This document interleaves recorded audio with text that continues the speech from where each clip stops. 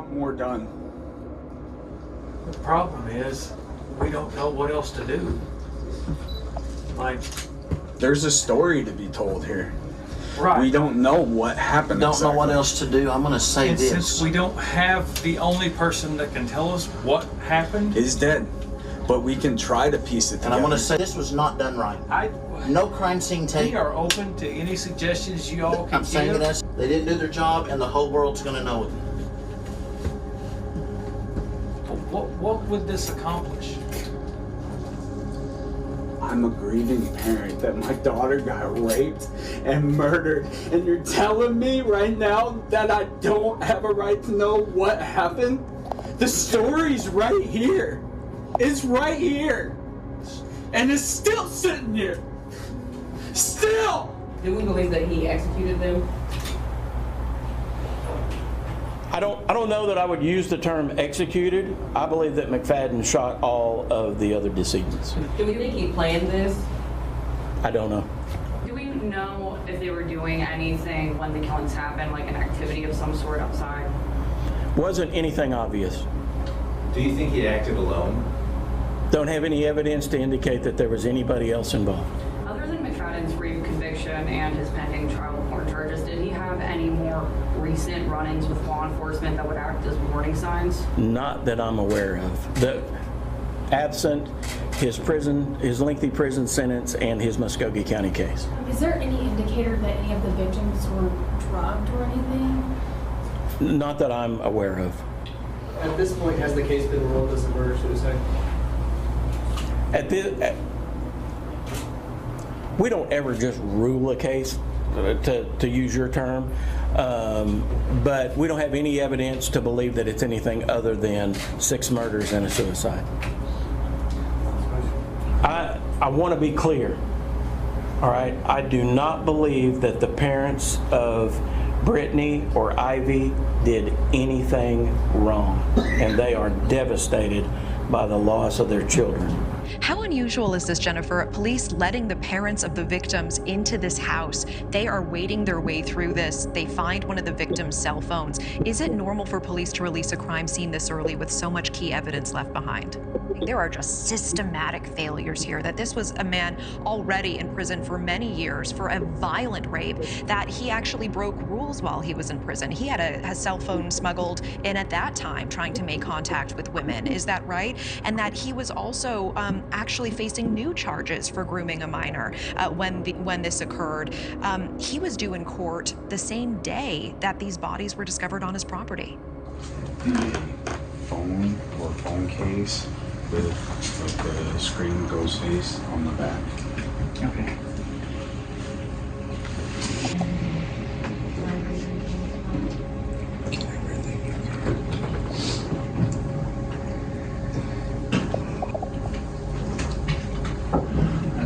I don't know. There's a phone. I don't know the answer. I don't hear one. Yeah, those are Tiffany's face. Tiffany's bed print is the cow print. And the cow slippers over here. Smells. Inner witch. Oh my God. What?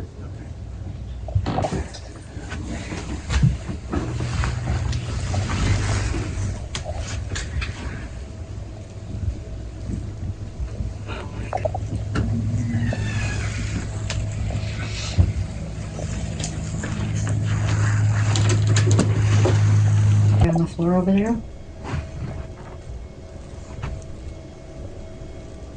This is a huge.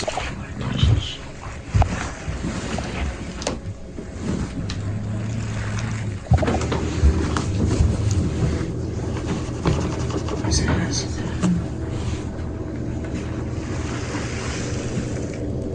Get the fuck up right here.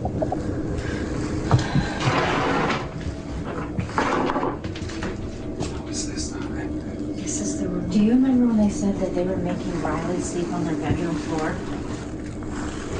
Where was she sleeping at? There is no room on that floor. And then here, come over here and you know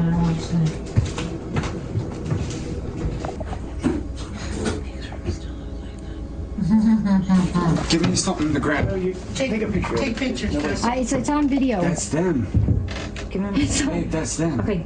Here, use this sack. Dump these locks there. No, those locks? That's evidence too. So is those We drugs. just want those. That's that it. hers? Yep. Okay. Hold on. Call the sheriff. Yep. Don't touch them. Don't move them. Yep. Let's back out. Did you know Jesse Mcfadden?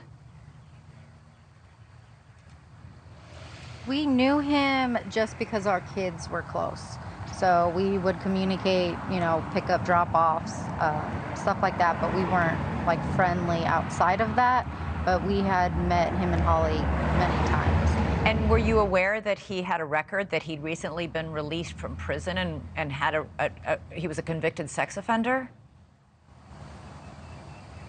We had no idea. We didn't find out until we saw like the Amber Alert with his mugshot, and then our phone started blowing up from Facebook and people just sending us everything that they knew about it. Wait, so this is a small town. You had no idea this man had been recently released from prison after being convicted of rape and was due in court just yesterday for child pornography? You had no idea. We moved here 2 years ago, and Tiffany, Guess, and our daughter were best friends, and I guess if Holly had to say something knowing that he was, then she should have said something, but we didn't really know anything about this guy. We had a read on him that he was a little weird, but we felt comfortable, especially knowing that several of our daughter's friends would go over there all the time and hang out. They would go over there on the weekends. Tiffany would come over here at our house and stay here on the weekends, and it was just back and forth, and we never suspected any kind of maliciousness. Right, so this was not the first time that the girls at all had spent time at each other's houses, not the first time there had been a sleepover, no warning at all that this was somewhat different, nothing about this weekend's plans was a little bit different or off to you? No. Jesse usually took Tiffany and her friends to the lake all the time. They've been kayaking. They've been to that ranch that was brought up, but they didn't. They said that they never even went to the ranch the other day. Yeah, they'd go roller skating, camping. They were always doing stuff. Had you ever met this Jesse Mcfadden? I mean, had you ever interacted with him? I mean, tell me a little bit about that. So I can tell you on a couple accounts, thank you. I can tell you on a couple accounts that, most of the time that we seen Jesse was during drop off. If we dropped Ivy off over there, or Tiffany or one of the other kids were staying the night here, they would come in the house and we would maybe chit chat for 10-15 minutes, talk about work, talk about Holly's arts and craft as she does, and we had interactions. I remember one time we went to Jim Hall Lake, where he usually goes a lot too. And so I'm hoping OSBI will investigate there as well. But he met us out there with the girls to go swimming at Jim Hall Lake, and he was out there kayaking and fishing and kind of hanging out with us. But for the most part, I mean, we didn't know the personal side to him. And just knowing who he was based off what our interactions were with him, there was never any signs of maliciousness. He was a monster in disguise and really good at what he did. And obviously Ivy had never mentioned anything. I mean, had she ever said anything to you about this Jesse Mcfadden that, hey, he's a little weird, or?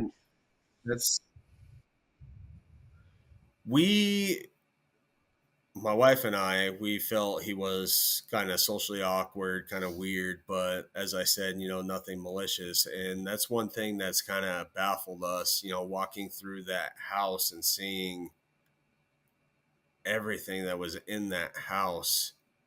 Obviously, it was all out in the open at that point, going through that house afterwards. But as far as our kids going over there and staying the night there, they've never said anything to us. So I don't know where he hid most of everything he had in that house or how he did it. I know a lot of the stuff was purchased the day before. But yeah, you know, our kids never said anything. So a lot of these items that were for sexual activity, for some pretty rough stuff, it's my understanding, you said were purchased the day before the homicides? As far as the sex toys and bondages and whatnot, I can only confirm that the chains and the locks and like some of the marijuana gummies and stuff that we were finding, that was purchased that weekend. I believe the day before, if not that Friday before. I had a receipt in my hand from Walmart from the bag that had the empty package for the padlocks in it and some additional chains in my hand. And I set it on the kitchen counter when the deputies asked us to get out of the house, after we found some more evidence for them. That was the third time we went back there. And as far as where that receipt went after that, I don't know. So did you know Jesse Mcfadden at all? What was your interaction with him? I had, Brittany had spent weekends with him for about 2 years.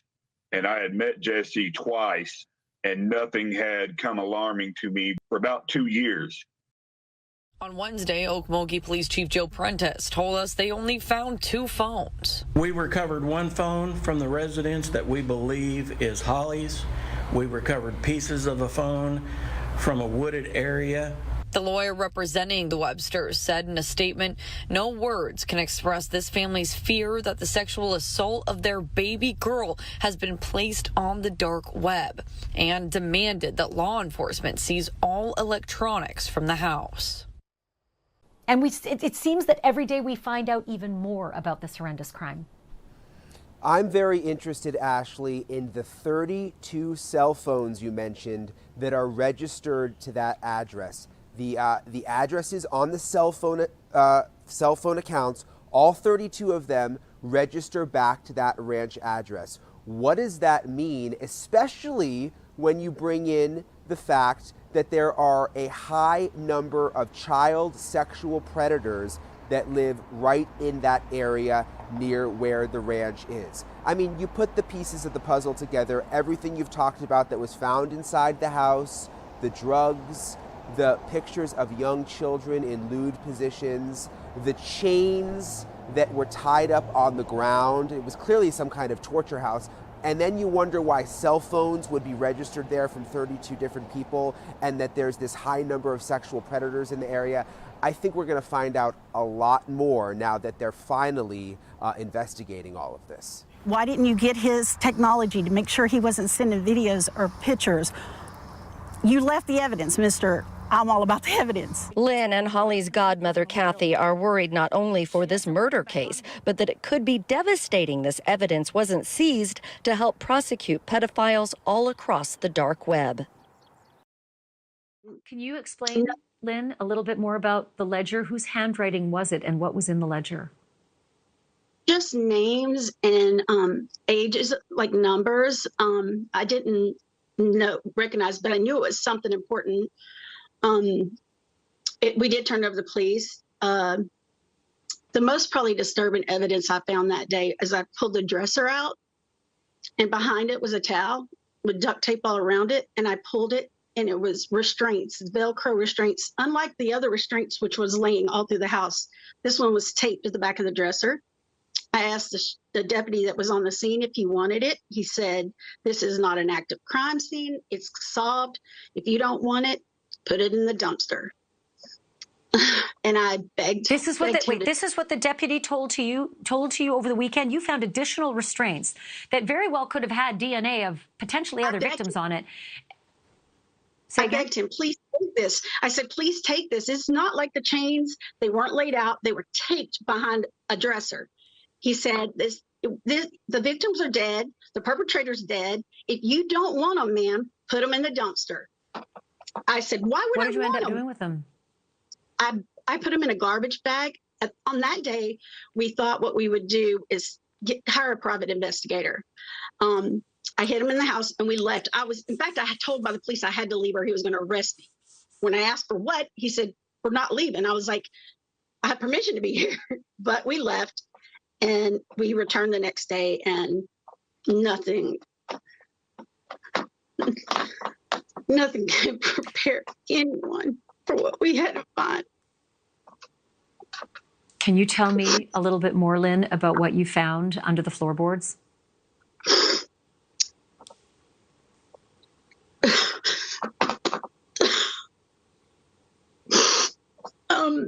The first set of clothes wasn't in the floorboards. They were wadded up in the closet. The first pair I pulled out was just some bloody shorts. But the second, and to me, the dry blood was obvious, but it was the second pair of little underwear. The fluid was,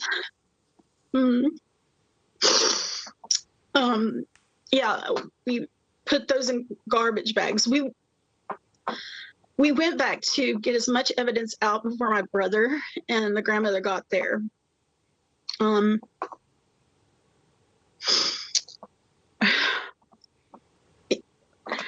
When the OSBI got there, I gave my interview and I said, no one should have to see what I see. No one had to collect what I had to. I'm not a crime scene investigator. I'm not a police officer.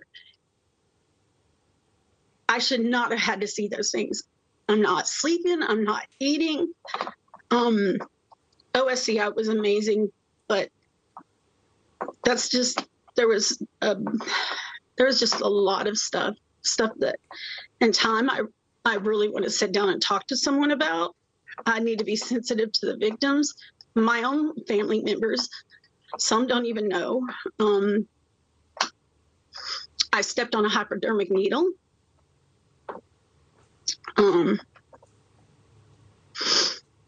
I got. Lynn, can I ask you about the nature? I know this is extraordinarily difficult, but it is so critical, this evidence, because there may be other missing children out there. Absolutely. Can you tell me the nature of the Polaroids, the 4-inch stack of Polaroids? There was a lot of pictures, not just Polaroids. I found probably 4 binders. They're about this thick. I started opening them up. The first thing was Jesse Mcfadden's psychological evaluation. I'm just trying to be so sensitive. I don't even know if I can publicly say some of the things. It can be on TV. I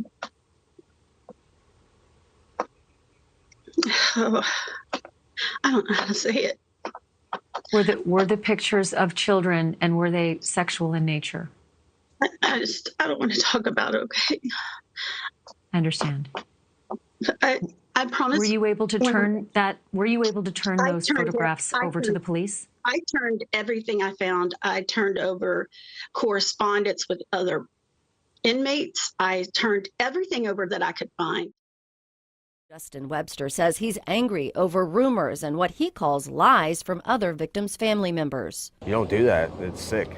Webster says talk of naked Polaroids and bloody underwear is not true. He's texting with investigators following leads. We were unable to verify it was there and did not locate anything that matched that information. There is a ledger with names. He and his wife found it when they entered the house before OSBI took over the investigation. I went out to the deputy and I kind of tossed it at him and I said, here's a list, now start your real investigation. Webster briefly showed me a photo of it. All of the victims' names are not on it, as from other accounts. Holly Guess's name, a couple of others, and a few first names and dates.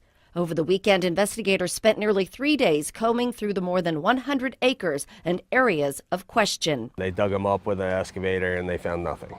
The ME left after, a bunch of rumors spread saying that they found more bodies, but they didn't find anything there. However, inside the house, Justin was told they found more evidence and more electronics. There was enough electronics in that to run an underground sex ring. The Webster family's focus now, pushing for harsher punishments for child sex crimes. These monsters, and that's what they are monsters, should not have rights.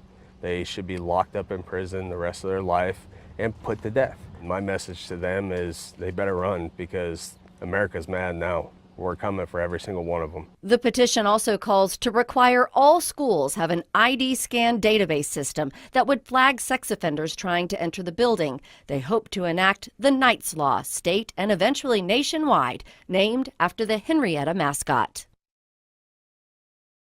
I don't think I've ever seen anything like this. And my first thought was like these poor parents with everything they've gone through, losing their daughter, now like touring the crime scene, this untouched crime scene where these hellish activities clearly happen. So, I mean, my heart just goes out to them. I can't imagine what they're going through. But what you mentioned, I mean, there's two other things that stand out to me. Number one, you know, could there be other victims? Could there be child pornography victims on those computers? Why wouldn't investigators take the computers and go through them? There could be other victims out there. Why would they just leave the computers there? And then number two, this sick pedophile, twisted pervert, how do we know he didn't have other men over to this sex den? I mean, clearly they had the shackles. This is a place that was set up and had been there for a while, it appears. How do we know there aren't other men involved in other things that happened there in the past? And why wouldn't police want to go through that entire house from top to bottom, fingerprints, looking for everything? I mean, yes, he might be dead, but could there be other people out there that did awful, awful things in that house? The pictures that you see scrolling on your screen right now are missing children in Oklahoma. And we've only chosen the missing children who have gone missing since Jesse Mcfadden was let out of prison in November of 2020. So for the entire time that I'm going to discuss this next segment, you will see these children and their names and their faces and their ages. They are all missing. This came to us from the National Center for Missing and Exploited Children. The curious thing is why were these kids not top of mind when they found that horrible sex chamber?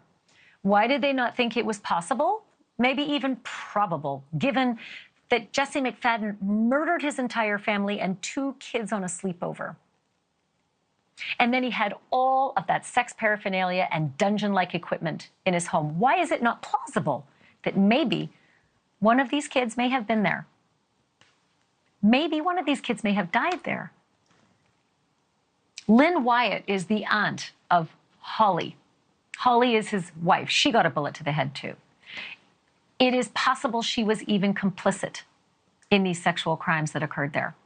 Why? Because she said, although it's being disputed, she said she found blood-covered children's clothes under the floorboards of the house, ledgers with names and ages, that's not being disputed, hidden Velcro restraints, not disputed, handfuls of pictures, somewhat disputed, dozens of cell phones, and even bones on the property. And yet, a deputy told these family members, this isn't an active crime scene itself. What good would it do to continue working in here to solve? The only person who knows what happened here is dead. What good would it do? What good would it do? Look at these faces. Look at these faces of missing kids. This is what good it might do.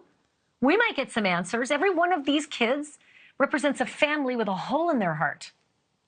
They need answers. They deserve answers. And they deserve police to give them those answers. And evidence about the wife who was murdered in this horrible murder-suicide? Well, it's possible now that Holly may have been involved. Evidence collected at the scene much later than police had left it and opened it back up to the public. Evidence now collected shows she may have an integral role, in fact, in the abuse of other children, other victims who may still come to light. Here are some of the things I can tell you that family members were able to find. And this is after Friday, after they'd been able to actually go through the house the first time. Bloody toddler clothing that was found beneath the floorboards.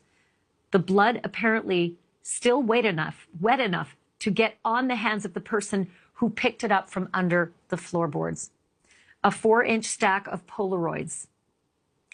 4-inch stack of Polaroids of children. VHS tape showing possible abuse. A ledger containing the names of children and birth dates.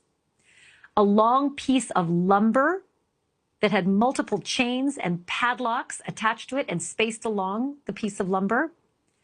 Multiple phones, 5 of them, in fact, stacked, apparently all Holly's former phones. This piece of lumber, by the way, just point out the person who's holding it. That's not a police officer.